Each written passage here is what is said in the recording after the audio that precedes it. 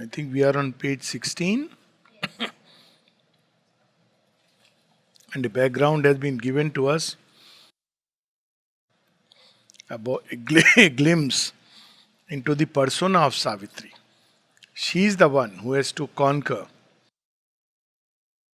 So we have been told what is the power that Savitri has got with her. What is that special power? And that special power is love.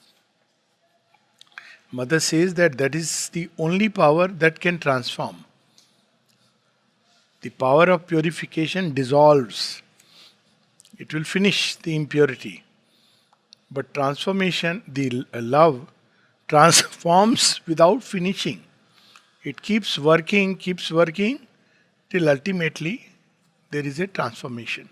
So she has come to transform the being of death, transform earthly life, and the only way is love. Of course, this is not, as we discussed, what we call as love. It's not even psychic love, but a love from the transcendent. She has, elsewhere she has described love which is beyond the manifest and the unmanifest, which is at the very core of the Divine Mother. So, unmanifest has to be brought into manifestation. So, it is the power of love which brings it down. So, that love she has brought with her. Now, we are connected once again to the journey. Till then, no mournful line had barred this ray. Till then, no mournful line had barred this ray. So, very beautifully, it's not that ups and downs won't have happened, but the ray, the psychic presence, that was never ever allowed to, yes. It would come, touch, and go away. On the frail breast of this precarious earth, since her orbed sight in its breath fastened house. Look at every word is so beautiful. So, literally, breath fastened would mean सांसों के तार. House is the body. So, how is the body fastened? By the breath. So, breath fastened house. Now, how can you not enjoy and precarious earth, orbed sight, opening in sympathy with happier stars, where life is not exposed to sorrowful change? Remembered beauty, death claimed, let's ignore. So, since her childhood, since she entered into this breath fastened house, she is dwelling among those happier heavens from where she has come. There is no grief there. So, what it must be to experience grief in earthly life.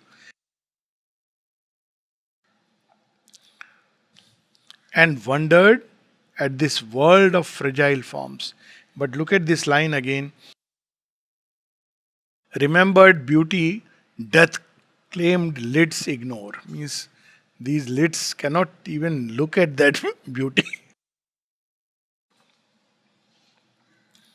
And wondered at this world of fragile forms, carried on canvas strips of shimmering time. See, our life, if you see it like a story, so one page, so what is that? Canvas strip of time. There is time and space in which it is being written. One scene is over.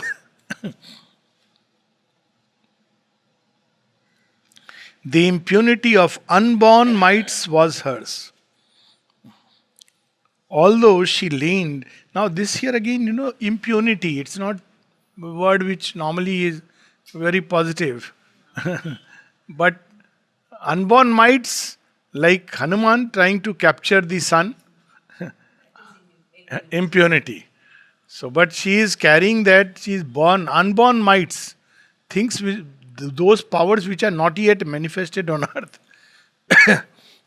What do they do? The sign is that they dare the impossible. Although she leaned to bear the human load, her walk kept still the measures of the gods. Earth's breadth had failed to stain that brilliant glass. This very atmosphere that we breathe is poison, but it had not affected her. Imagine for a young girl being brought up in Paris of those days, even these days, and yet it had failed to stain that glass.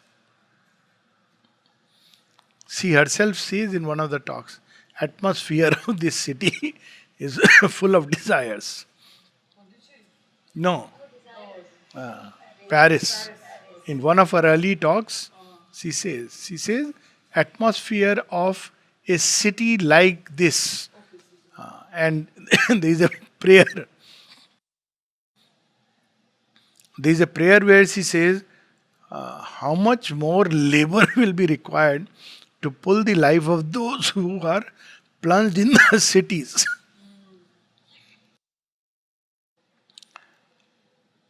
Unsmeared with the dust of our mortal atmosphere, it still reflected heaven's spiritual joy.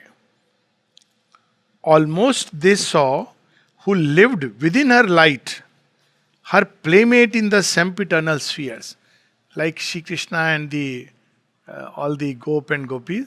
So those who were near her, they felt, she is our playmate in those spheres, and it means that it's not just about where she belongs to.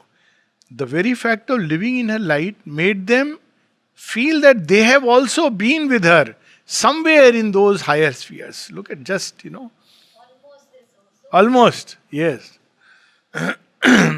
Also, it shows how true divine beings ennoble and heighten everything. They don't crush and suppress. So that's not how they govern and rule. Descended from its unattainable realms, inner attracting advent's luminous wake, the white fire dragon bird of endless bliss, drifting with burning wings above her days. Heaven's tranquil shield guarded the mission's child. So when, we are told in the stories that when gods are born, Krishna is born, and there are those beings who are guarding. It's a mission child. So here is the white fire dragon bird of bliss. So it is the bliss itself which is coming and guarding her, the mission child.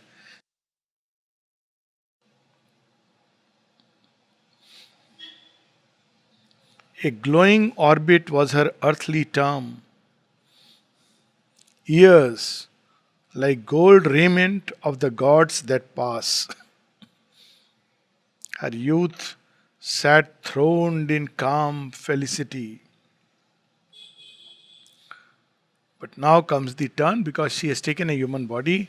But joy cannot endure until the end. This is the problem of earthly life. She has brought bliss. It's a natural self. There is a darkness in terrestrial things that will not suffer long. Too glad a note.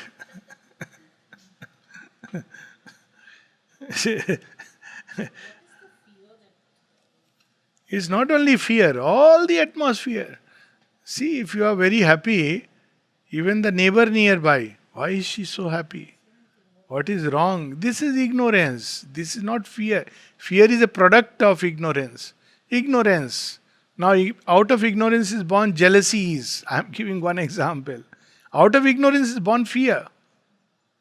So, because of these forces, they will rush to make sure that you cannot be happy. If nothing else, from within it will arise. From within it will arise. Yeah. Something will resist, something will, There are resistances like that, so it will not. हाँ बिल्कुल. On her to close the inescapable hand. Now, here, the cosmic forces, they don't like if you are happy all the while. So they conspire together. Targeted attack, drone attacks. Where is this fellow who is too happy? Why is he too happy? On earth he is happy? How can it be? Show me his list of karmas. And they start conspiring to make sure you are unhappy. Having the right joy just drugs no sorrow, is it? Yeah. In Savitri, Is Savitri he says. Earth, what does Earth seek? That is in secret knowledge. A joy that drags not sorrow at its feet. That is what Earth wants. Our joy dragging sorrow along with it. Yeah. It's like a cycle. Always there is a, That's why he said yeah. we are So that secret knowledge she will reveal to us. That is the aspiration of Earth. The armed immortal bore the snare of time. But what has she come armed with? Love. One dealt with her who meets the burdened great. This one is the evolutionary force which will take the form of death. So,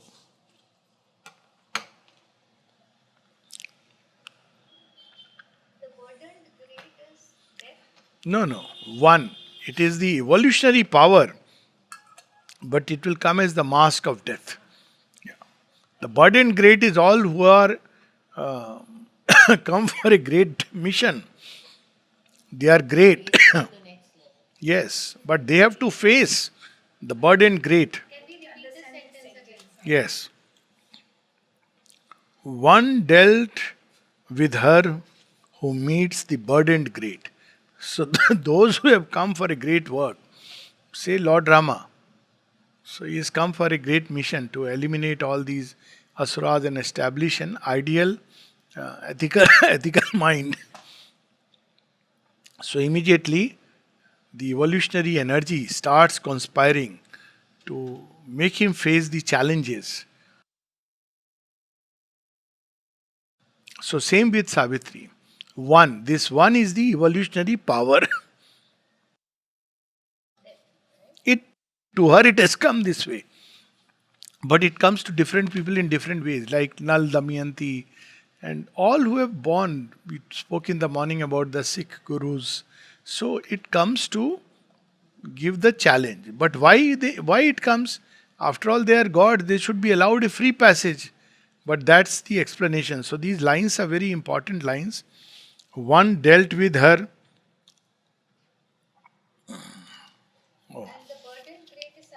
Yes, here it is Savitri, but Sri Aurobindo is bringing out a principle in general. One dealt with her who meets the burdened great, a signer of the ordeal and the path. The one who gives you the path assigns the ordeals. Go through it. So that is the path. So the path is not sitting and just going within. The path is to meet the challenges of life, how you navigate.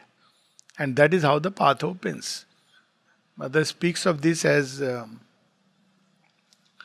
integral yoga, there are a set of examiners. It's there in, I think, Collected Works, volume one of these, 13, 14, or maybe 15, one of these. And it's called examiners. That is the term. These examiners are of three category. So she starts by saying, do not think, imagine that yoga is done when you are sitting quietly.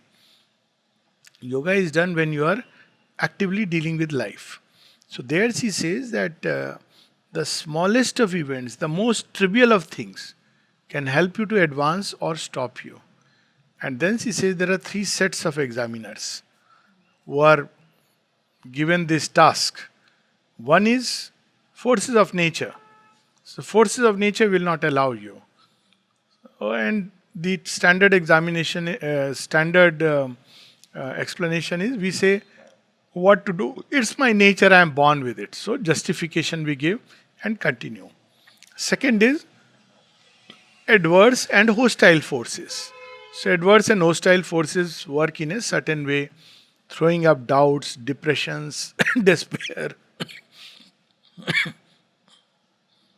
There is a small little problem, and they will make it look as very big. So, and the hostile forces, and then there are hostile forces, of course, turning against the divine. All these things they start doing. There have been classic instances, and the third one. Guess now what is left? Spiritual forces, spiritual and divine forces. That is one way to look at it. But the spiritual and divine forces, they will lure you. You want some peace, bliss. Okay, I'll give you this method. Stop you in the middle. Why are you going through this difficult, complicated journey? There is a simple process out there. The Babaji, all that you need is shed some money, learn some practice, and there you are. You have peace. The Madonnas who say to her, No. When she came to mind, Madonnas are the soul powers. But they are great beings. But there are many, like you have stories of Indra. How does Indra come and test? Oh, you want Indra Padvi? This is the classical thing. People say, why is Indra a game spoiler? He's not a game spoiler. You are claiming the heavens. So the king of heaven comes down. Are you really ready for heaven? So he says, why he is seeking heaven? Oh, he wants some powers. He wants some enjoyments. I'll give him here. So he'll give a lure of a kind which these powers can grant you. And then you turn in that direction. What is worse is, one thinks it is mother's grace. See how they were very subtle. And people will think like that. Oh, I became this minister, it is mother's grace. Not realizing you are actually going slowly further and further away. Get this point, and because then you think that that's what mother has asked me to do. But actually the journey of transformation remains incomplete. So spiritual and divine forces, they will also, so Indra will give here whatever damsels and riches and all that. And if you are happy with that, Indra says, okay, tata, bye bye, I am safe. That's the way they put it. But essentially it's like you are not yet ready. You see, Nachiketa gives the choice he gives. Similarly, you see that many of these asuras, they are told whatever you want after tapasya you can get. So they ask for immortality or something like that. Some ask for kingdom, all the three worlds. So what is it? It's a lure, spiritual lure. That's why surrender and self-giving are the only safety. But Indra is not a negative. That's what I said. Ki it is. He is not negative. He is. Yes. Whether you are ready. So spiritual and divine forces that test us are not negative. They are spiritual forces. But they have their role to play. I mean, that's a way of saying examine means Like an obstacle course. Ah. That's it, you move on. Ah. Otherwise, you take it, you want exactly, that's it. So examiner is a term she uses in that sense. Then she says what is required to face these forces. So some qualities to face the forces of nature, perseverance, endurance. You have to go through it. Persevere again and again and again. Your nature will not allow. So 1,000 times you have to persevere. Then adverse and hostile forces, you need vigilance, you need surrender, so that you have that safety. Humility is a big safeguard against adverse and hostile forces. And then spiritual and divine forces, you need sincerity, what you are really seeking for. Are you turning to yoga for satisfying some ambition to be someone up there, out there? Then they will grant you that. But you'll miss out on something else. That's why it's so important to keep remembering the goal. One dealt with her who meets the burden great, assigner of the ordeal and the path, who chooses in this holocaust of the soul. The soul has entered into this earthly life, holocaust. Who chooses in this holocaust of the soul death, fall, and sorrow as the spirit's goads. So you see, once again, it is actually using all these things which we call as negative, even they are not actually negative. They are the spirit's goads to spur us. Imagine if there was no death, no fall, no suffering, but ignorance is there. So what? That is why it is said that while all other countries are Bhog Joni, when you have to do yoga, then you are born in India because this is a place for yoga. Now all the countries are slowly turning into for yoga. The dubious Godhead with his torch of pain, dubious because seems to oppose but helps you to advance, lit up the chasm of the unfinished world and called her to fill with her vast self the abyss. So, how does he work? He says, okay, this is a birya, and this in Mother's Yoga it is like that. So, you conquer one obstacle like a high jump. So, you have jumped 4 feet. So, now it's not that you are being given a reward. Bar is raised to 4 feet 6 inches. You jump 5 feet. Now, supposing at some point you can't make it, now practice, come back. So there is no nothing like okay now I have. So what was it doing? It was digging the chasm deeper and deeper to fill the abyss. Ultimately, the very inconscient will open up. August and pitiless in his calm outlook, heightening the eternal's dreadful strategy. He measured the difficulty with the might and dug more deep the gulf that all must cross. So, greater the difficulty, greater the possibility. So, if life is difficult, that means, wow, God has picked me up, marked soul. And you see, even in normal life, that those who go for military, let's say, uh, or practice commando training, how difficult they have to go through. Later on, it's okay. One earns a cap, but they have to be ready to die, at any point of time. So, the greater the difficulty, the greater the possibility. So, if you are born with a great possibility, you have to face a equally great difficulty in life. The difference is 99.99% people don't realize it. They keep blaming, complaining, want an easy life, and eventually that finishes off. Because mass movement of nature is like that. But if they could realize that this difficulty is a blessing in disguise, then life would be very different. It would change. Of course, she is primarily referring here about the difficulties of our nature within her. All the challenges.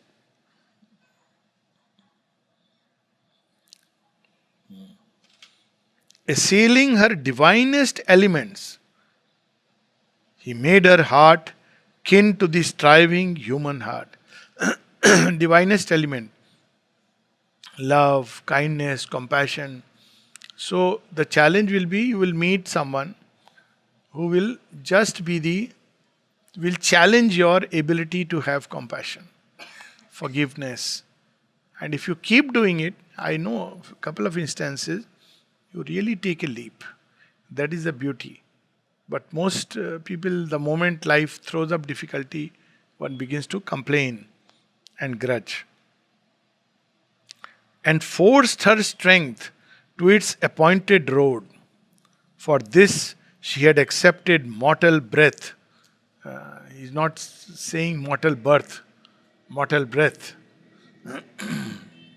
To wrestle with the shadow she had come, and must confront the riddle of man's birth and life's brief struggle in dumb matter's night. So you see, this is the riddle. What is the issue? Issue is why this birth? What is its purpose? Issue is not escape. Escape is a solution if we don't understand the real issue. There is human birth of the soul in time, in this field which is full of snares and all kinds of challenges and difficulties. So, how are we to deal with it? So, this is the challenge thrown before us.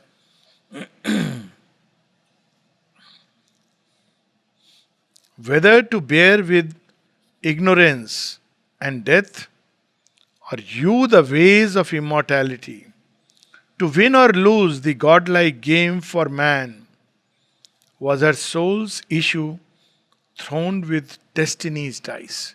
So, this is in short the real problem, which he will elaborate. So, the issue, what is the real problem, issue that we all must face.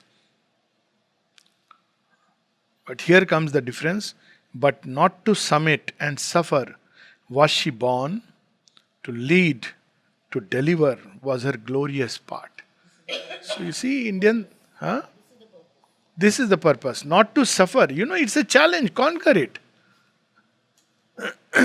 It is not meant to make us scared, not meant to, run away into nirvana. No, it is, you have to face it. That's how you will grow. See, very simple. We go to school, isn't it? You enjoy school life, but school life also brings its own set of examinations, challenges. You want to grow into a sportsman, you have to face challenges. That movie had come. You want to grow into a wrestler, to face challenges. Now, if you think challenges should not be there in life, of course, we don't use the word challenges. We use the word, oh, so much suffering I am having. Suffering is because you are giving an ignorant response to the challenge of life. And it can apply even to physical suffering. You have physical suffering. One option is, oh my God, that, horrifying reaction and what has happened. How could this happen to me? Why did God do this to me? Another option is, oh, my body should have the capacity to heal itself. Try it. Try to the extent it can take you with the help of grace. And then whatever you have done is something very beautiful. So that is the real issue. So she had come to lead and deliver, but that's not what most human beings are. So what is the story of everybody's life? Here was no fabric of terrestrial make. Terrestrial make. So what is the terrestrial make fabric? He is describing the average human life. Fit for a day's use by busy, careless powers. These busy, careless powers are all the different levels, forces, lower vital, higher vital, mental forces. They use us just as a toy, instrument. And when the game is up, they just throw us aside. An image fluttering on the screen of fate, half animated for a passing show, or a castaway on the ocean of desire, flung to the eddies in a ruthless sport and tossed along the gulfs of circumstance. This is the average human life. A creature born to bend beneath the yoke, a chattel and a plaything of time's lords. So this they are playing with us. So one day we feel very happy, and that also is their play. All the soap operas of television show are going on in our own life. Only here we are not the spectator, but our neighbors,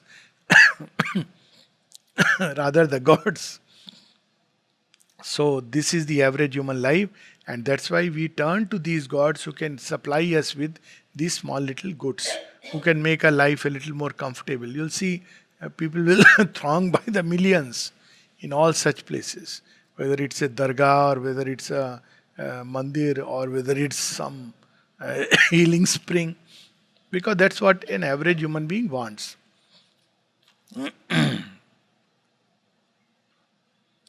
Or one more pawn who comes destined to be pushed. One slow move forward on a measureless board in the chess play of the earth soul with doom. Such is the human figure drawn by time. Now, why it is such a figure? You see, you are playing chess. Who is sitting opposite? One side is human soul, other side is doom. Doom means all the forces. Shakuni with all his cunning and everybody. And here there is a good boy, Yudhishthir, sitting and playing. So all these forces are on one side, giving Shakuni the capacity to throw and filling Yudhishthir's mind with all the impossible things which he is putting on stake. So this is how doom works. And they are there. Why? They are there so that one day the soul can grow and learn the play and be victorious. That's why they are there. Once you have learned the play, the role is over. So Mother says when the adverse forces will go away when their role is over in human evolution. She says that very clearly. She says, I don't worry about the adverse forces anymore. They will go away when their role is over. They have a job to do. But here there is something else. A conscious frame was here, a self-born force. So she has come with a force which, her own force, self-born from the highest realms, not born, not acquired as it enters into the earth atmosphere from mind, vital and physical realm. And the frame itself is conscious. Now again there comes a deeper understanding that why this opposition takes place. In this enigma of the dusk of God, so this is the dusk of God, where light comes down, the soul comes bearing this light, and then it will enter into the thick of night. We may call it day and night here, but dwelling upon earth in this realm of ignorance is like dwelling under the shadows of death. So this is night. This slow and strange, uneasy compromise of limiting nature with the limitless soul. So we bring with us beautiful aspirations, high uplifted idealism, but our nature will not allow. Everybody wants to be a Shivaji and a Subhash Chandra Bose given a choice. But nature, no, but I have a family to look after, I have my needs, desires. So it will not allow you to go beyond its limits. They are vibhutis, so vibhutis are endowed like that. Leave aside the avatar, even an ordinary vibhuti, look at their life. But they are born with that force. But otherwise, an average human being can admire. Admiration itself means that there is somewhere a will to be like that. But the moment, imagine, actually fighting a war where your life is at stake. So that's why it stops at that, limiting nature. Where all must move between an ordered chance and an uncaring blind necessity. Too high the fire spiritual dare not blaze. So this is one of the reasons. Suddenly if you growth. Some people come and they start pulling the force. Mother used to say that, okay, yoga is constant aspiration. This is catching the yoga with the wrong end. So they start doing that. Now, it's not about your will to have a constant aspiration. Your body and mind will not allow it. All your subconscious issues will come up and they will throw your life off balance. So that is exactly how it happens. Too intense, you want to grow, all right, then the body itself may dissolve. It may not have the capacity to bear the intensity. So, mother would always say, do not pull, give yourself. First, give yourself in every which way to the divine. Then the rest will come automatically. But if you want to just pull, then it is going to suffer a breakdown. There are many instances like that. And it has its advantages of why transformation is a slow process, so that every part can be, see, every part of human nature has to be taken up, changed, refined, eventually prepared. Then other parts are taken up, then you assemble. This is one level. Then again you have to pick up each part from there where it is. Go on doing it again and again and again. The Aadhaar is strengthened. Yes. Aadhar has to progress along with the soul. Otherwise, just a soul intensity is wonderful, but the Aadhar will not progress. That's why so much emphasis in the ashram. Ashram life is organized like this. See, the physical education, work, seva, all this is for strengthening the Aadhar. Many of these practices which are given are basically to prepare the Aadhar. In fact, mother goes on to say, when Sri Aurobindo was asked, mother has said this several times, one of her statements is, the more I grow, the more I realize that it is through work that Sri Aurobindo's yoga is best done. And then Sri Aurobindo was asked that, can I not do this yoga of transformation? Those who do meditation and realize the Brahman consciousness, can they not do the participate in the transformation process or something like that? Sri Aurobindo's reply is, it is impossible to do the yoga of transformation without work. Just not possible. Because Aadhar will remain what it is. The moment there is pressure of the divine Shakti on the, it will break. Yeah. Inward, active parts are not involved. Then there is a third reason also. Through this, all our weaknesses get exposed. See, imagine if I am sitting alone in a room and meditating. There are some people who think like Sri Aurobindo, they will shut themselves in a room, even walk up and down. Actually, I met incidentally. It may sound very silly, but so they would do that and think that they are doing yoga. So once, I think somebody asked me about this. Was it the same person? Anyway, so I said, just imagine, Sri Aurobindo, before he went to Pondicherry, had realized Vasudevam Sarvamiti Cha Mahatma Sa Durlabha while being actively doing ghor karma of politics and managing 3 newspapers. And you want to suddenly walk in a one room. I have the same experience when I went to Bodh Gaya. So, people come, they touch that tree, Bodh Gaya. So, there is that tree. So, people touch the tree and, around it they gather and chant, thinking that, sitting under the tree you will get nirvana. Tree is incidental. It is the aspiration with which Buddha is living. That is the real thing. So there are people who have, even now, who have closed themselves. And because in India there is a strong stamp of asceticism. So instantly you feel, this is the yogin. But if you look at Sri Aurobindo's life, with nirvana, he was going around India giving speeches. अरे वहां तक तो पहुंचो, supramental transformation, and it is going on together. Now the yoga is there, but this idea of, if that was best, then mother would have made number of Golkunds, advise sadhaks to stay there. Who else but she knew the yoga? So that's why all this is necessary. So it is not allowed. If once it met the intense original flame, an answering touch might shatter all measures made, and earth sink down with the weight of the infinite. So actually, you see, the yoga of Isha Upanishad, it's through a progressive enlargement of the finite toward the infinite. That is the path of yoga. It takes time.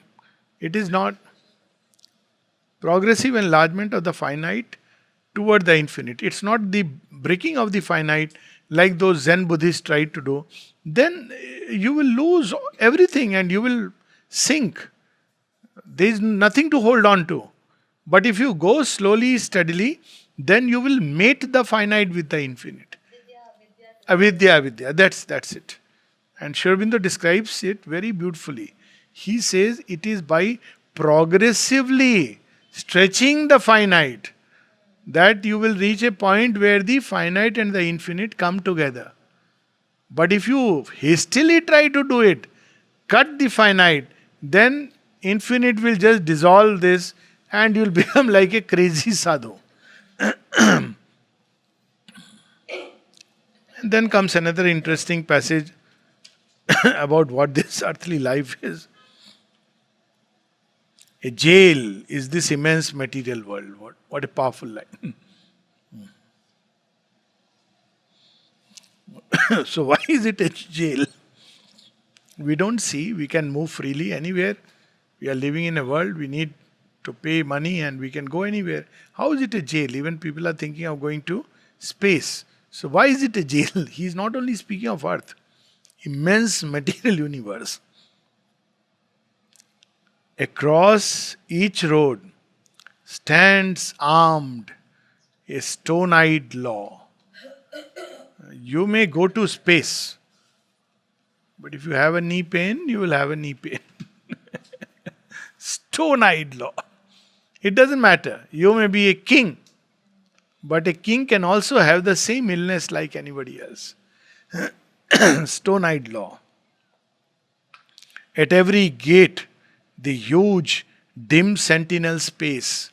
So, who are these sentinels? They will not allow you to break the barrier in which you are trapped. Why? Because doubt. Sentinel is doubt, desire, depression. They will not allow you to break free from this barrier. On top of it, a great tribunal of the ignorance, an inquisition of the priests of night. See how a whole dark chapter in Europe's history, Sri Aurobindo brings it in what a way. Inquisition of the priests of night. In judgment sit on the adventurer soul, and the dual tables and the karmic norm restrain the titan in us and the god. Both. Because, if you want to live within these human limits, then you will be safe within human limits. If you want to break free from the human limits, you will have both these forces beginning to act. So most people choose the so-called normal path. Pain with its lash, joy with its silver bribe. Yeah, joy means the vital joys of life, which is there in the dream boat, no? So, silver bribe. So silver bribe could be also a higher you can climb is the some spiritual mind. That's it. Joy with its silver bribe. It is not the ultimate bliss, but it will lure you, draw you, attract you, captivate you. It will not allow the utter self-giving. On one side there is the fear, pain with its lash, joy with its silver bribe. Is it referring to that silver coin which been given to betray Jesus? Yeah. I mean, the story, is the same story. The 20 coins, because of which he abandons. But this, Joy, what kind of joy? but that's what the story is.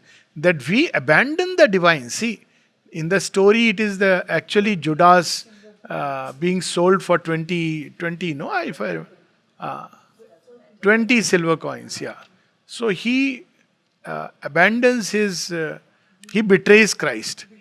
What do we do? An average person, for another kind of silver coin, where he has got those, material and vital things, for which he keeps God in the background or rushes towards vital gods, who can only permit this kind of a transaction. So, idea is that, With his end, he suicide himself. yeah, that is of course that's the ultimate consequence. But he definitely felt, silver coins, why not? What is Christ offering? Freedom. Freedom. These many coins, I can do a lot. Freedom. But he didn't realize he is now going into a greater bondage, being enslaved. And eventually he kills himself. That is the story of Judas as is told. Because this is a whole Christian terminology he is using. Yeah. A bond is put on the high climbing mind. Beyond a point, you cannot. That's why, people, if we read Sri Aurobindo, we tend to get sleepy. So, what to do? So, people take this approach, I'll not read anymore.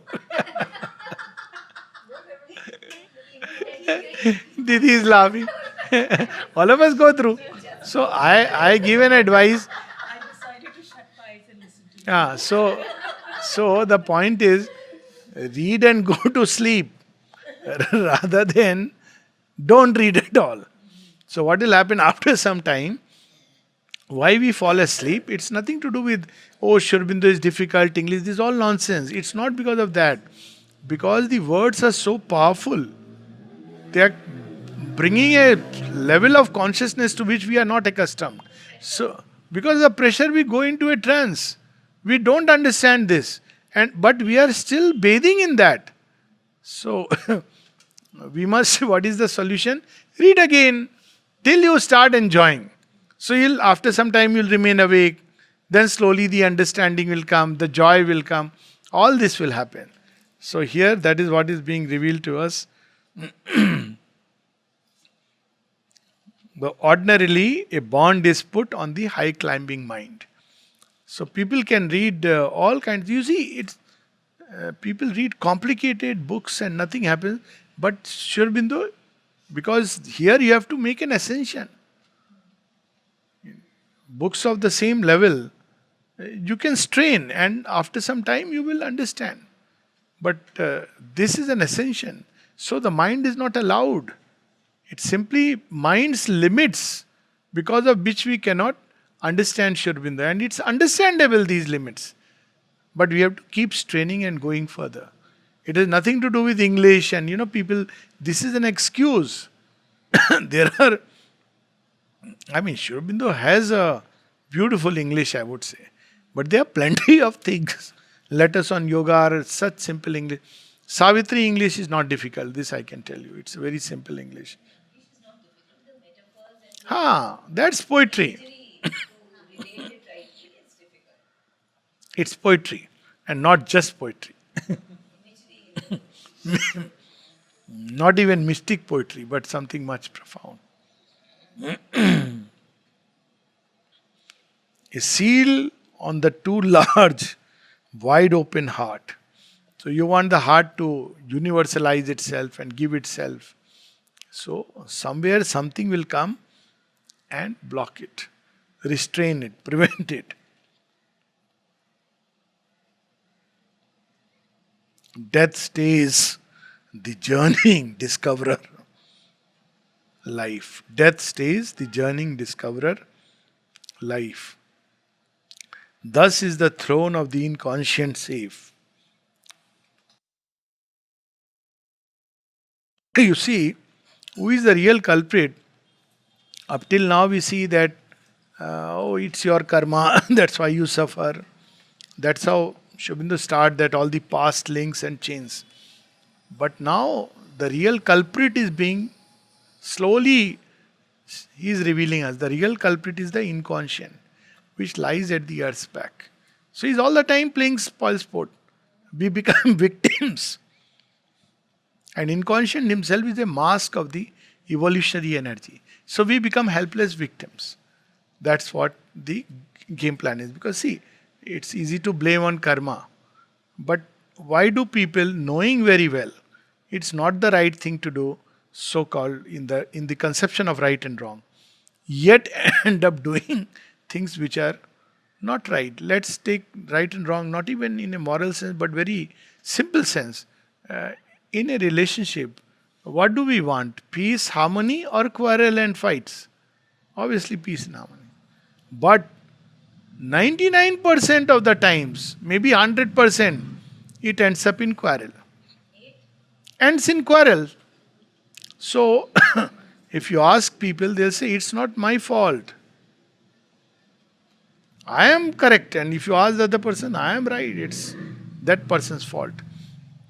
In the bargain, what has happened, even though you want to, but you cannot, because the inconscient forces will make you speak something, do something. Have you noticed that you didn't want to say something and you said, or somebody said, and then the result was an explosive reaction of sulfur and whatever nitrogen. Then you feel bad that, why did you say like this? But now there is another inconscient agent comes, and that is Mr. Ego. Yeah. Will not say sorry. Why should I say sorry? Every time I have to say sorry. The beauty is the other person is also thinking the same way. Why should I say sorry? So they are all. And even if you say sorry, again after some time, this happens. So it keeps happening. Why? Because inconscient will not allow. All its forces will make sure that you move within this limiting circle. So this is the whole problem. Thus is the throne of the inconscient safe, while the tardy coilings of the aeons pass, and the animal browses in the sacred fence. How beautifully he is describing this Kshetra. This nature is a sacred fence.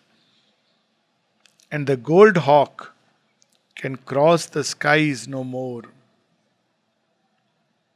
When he says animal browses in the sacred fence, what is the See, this body, the body is the fence, which is where here is a temple of the Lord. But our animal nature is the one which is eating, enjoying. This. Yeah, fence here is in the sense, just the class is going on. Yeah, all well. Yeah. So it is the sacred fence. It is a kshetra created for installing the Lord Himself. But imagine, you are building a beautiful temple, and before the Lord is installed, all the animals are let loose and they dirty and eat and everything. So animal browses. And the gold hawk, the powers of intuition that come from high, they can no more cross this mind or the barriers of the mind. Now comes this powerful. See, Veer Ras will come in what a wonderful way. But one stood up and lit the limitless flame. I mean, just one line to meditate upon, Savitri. But one stood up and lit the limitless flame. Arraigned by the dark power that hates all bliss. In the dire court where life must pay for joy. Sentenced by the mechanic justicer. See, mechanic justicer. He's not... and that's how we believe like that. Now, where is the role of personal action and karma? Well, you will not suffer because ignorance, you have to come out of ignorance. It's not a question of punishment. It's learning and growth. That's all it is. So, and we have made God into a mechanical justicer. What is the mechanical justicer? You took away 100 rupees, or you rather stole somebody's 100 rupees, that person will be born in your life as your son. So to extract the entire money. These are stories which I have heard, and strangely in the name of Gita mein likha hai. People just circulate it around. Gita में लिखा है, तो आपने पाप किया था, तो they will be that person is born as a child. First of all, what a vibhats mansikta it would be. Mechanical justicer who is busy exactly calculating how much you gave and how much. When that much money is over, then it is. Sri Aurobindo makes literally with his style or touch of humor that we think of karma, reward and punishment as a purely mechanical arithmetic figure. This much. So therefore that much. In some places in India people follow this. What they gave, so you must return back. Utna. Agar if the purse has gone away, so 1,000 rupees are lost. So it is like, you must have. Hisab purana hoga.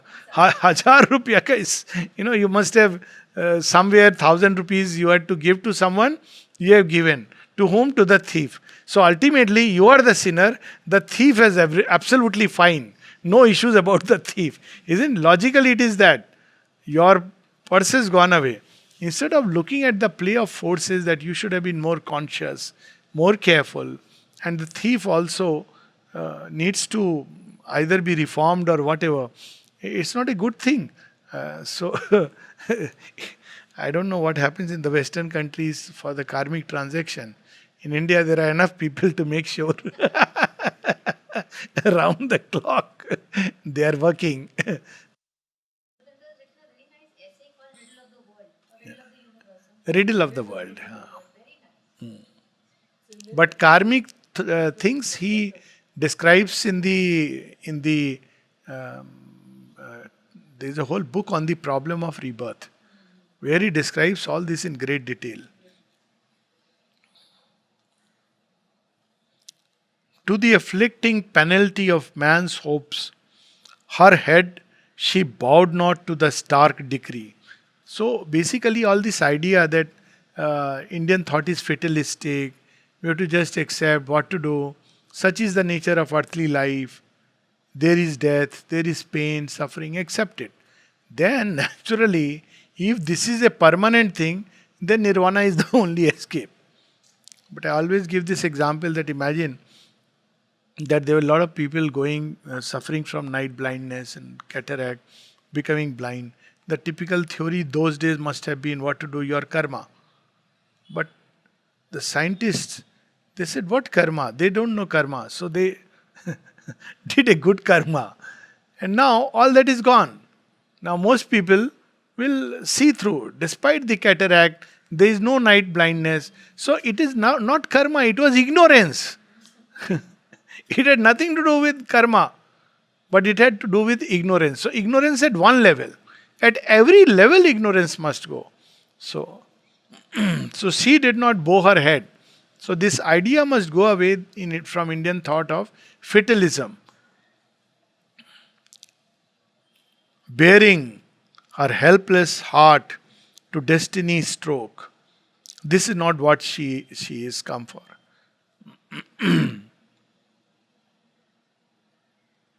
So bows, and must the mind-born will in man, because it has no choice.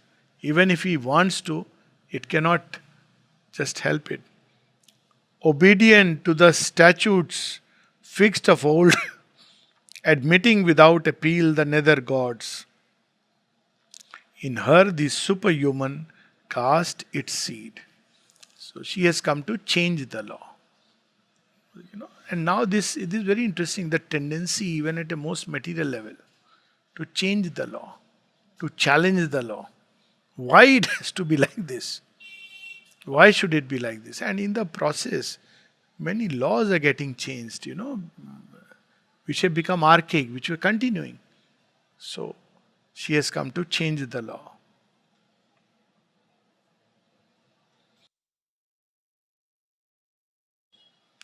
Inapt to fold its mighty wings of dream, her spirit refused to hug the common soil, or, finding all life's golden meanings robbed, compound with earth, struck from the starry list, or quench with black despair the God given light. What to do? Earthly nature is like that. मेरी किस्मत में लिख दिया भगवान ने, अब जो लिखा वही ठीक है. Poor God must be feeling horrified कि what kind of things I am being blamed for. Isn't it? From robbery and rapes and murder, everything लिखने वाले ने लिख दिया है. No, it should not be there, these things. Of course, the proper way is ultimately the transformation of nature. If you try to change these things only by outer rule and machinery, it won't last long. Because still the inner issues will remain. Accustomed to the eternal and the true, her being, conscious of its divine founds, asked not from mortal frailty pain's relief, patched not with failure, patched not with failure, bargained or compromise. See, this is the difference between the truly great and the ordinary life. The same, they all go through same experiences. Life gives to everybody its measure or share of pain and pleasure and all kinds of things. Average man runs away from pain to seek a pleasant, easy life. And here, if pain comes, not that we should seek pain, one accepts the challenge and says, okay, not just relief, let me grapple with it, let me take it head on. So that is what Savitri has come. A work she had to do, a word to speak, writing the unfinished story of her soul in thoughts and actions graved in nature's book. She accepted not to close the luminous page with the death of Satyavan. He is saying that with reference to Satyavan. To close the luminous page, that up till now I had a happiness in life.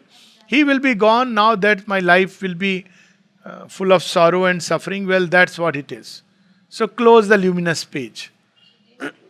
She doesn't want to. Cancel her commerce with eternity, or set a signature of weak assent to the brute balance of the world's exchange. Okay, this is what is my destiny, what to do. So it's interesting again, even in the traditional things about destiny, it is Purusharth which can change a destiny. If this is the destiny, how to change it, even if you don't believe in grace. So the provision was with Purusharth you have. Because it's your karma that has created. Your karma itself can alter it. So she chose to take this route. A force in her that toiled since earth was made, accomplishing in life the great world plan. Now, what is Sri Aurobindo saying? Since earth was made, she has been always there. Mother has said that since the very beginning, I never left the earth since its very inception. So,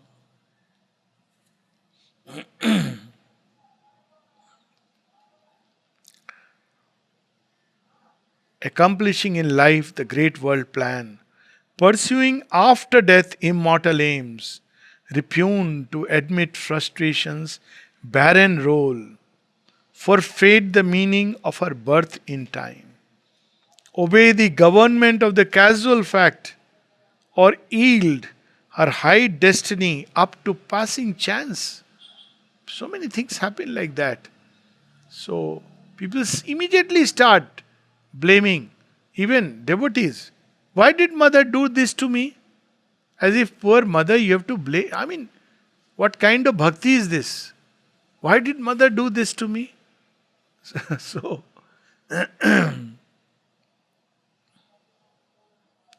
in her own self, she found her high recourse.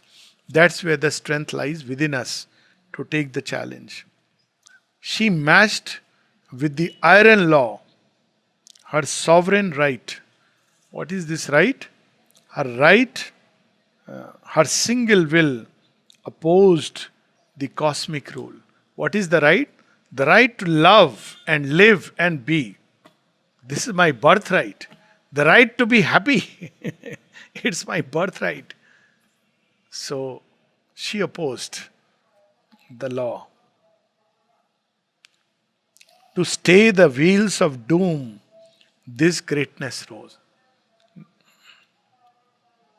At the unseen's knock upon her hidden gates, her strength, made greater by the lightning's touch, awoke from slumber in her heart's recess. It bore the stroke of that which kills and saves. So, what does it kill? It kills the ego self. What does it save? Saves the soul.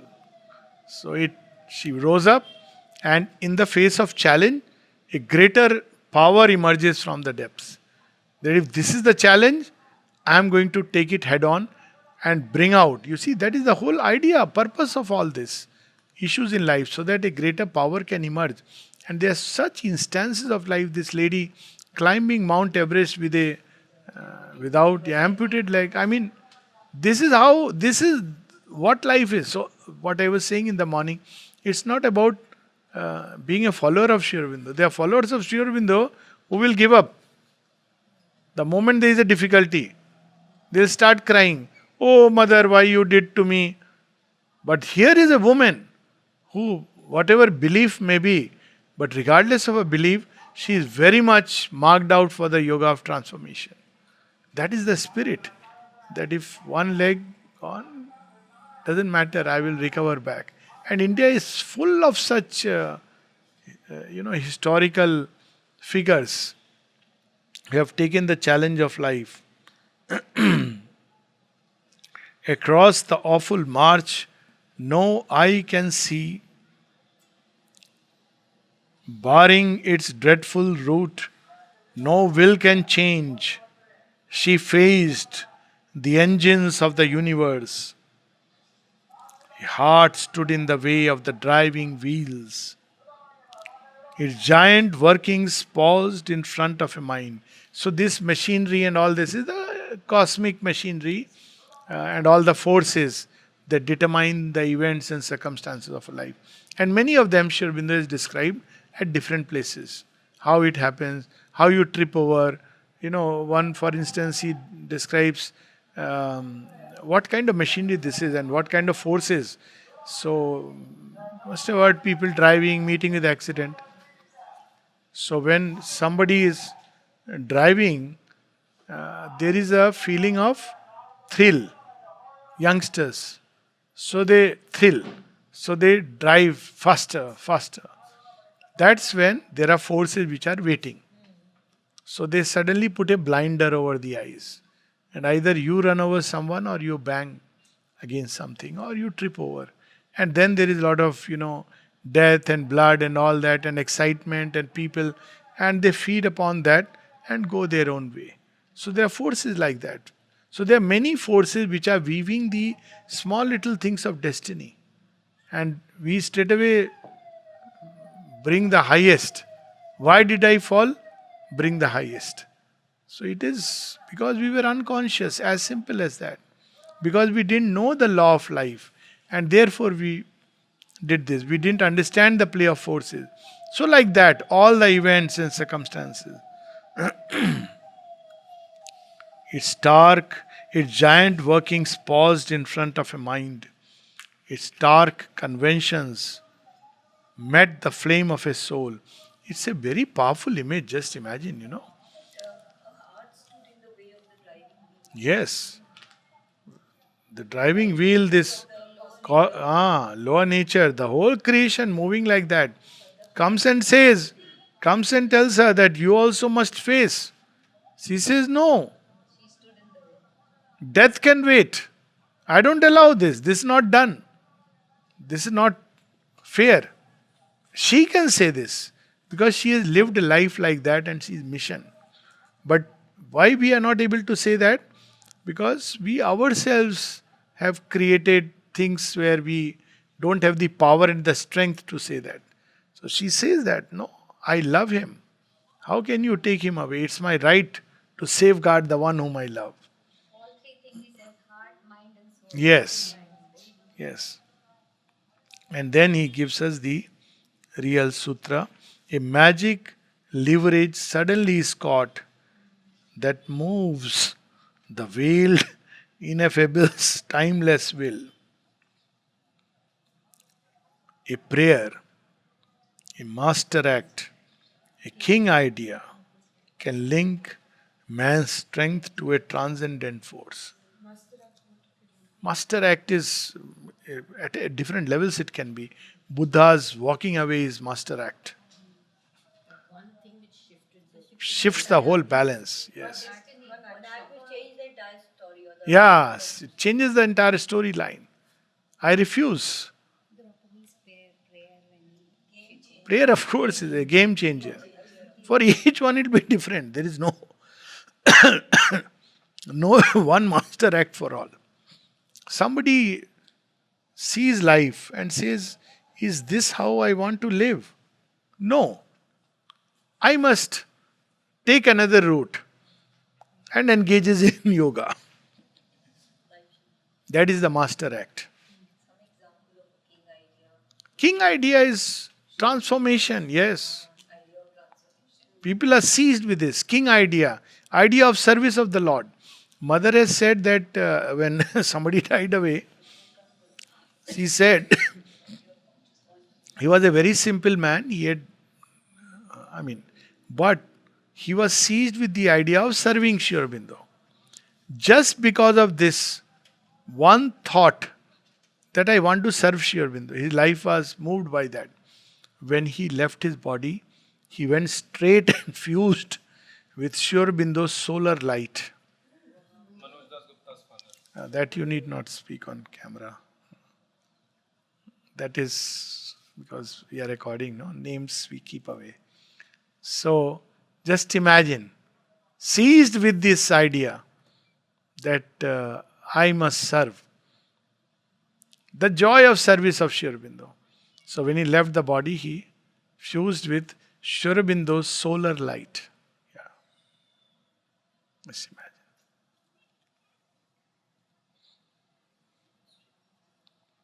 Then miracle is made the common rule. So prayer also is not an ordinary prayer.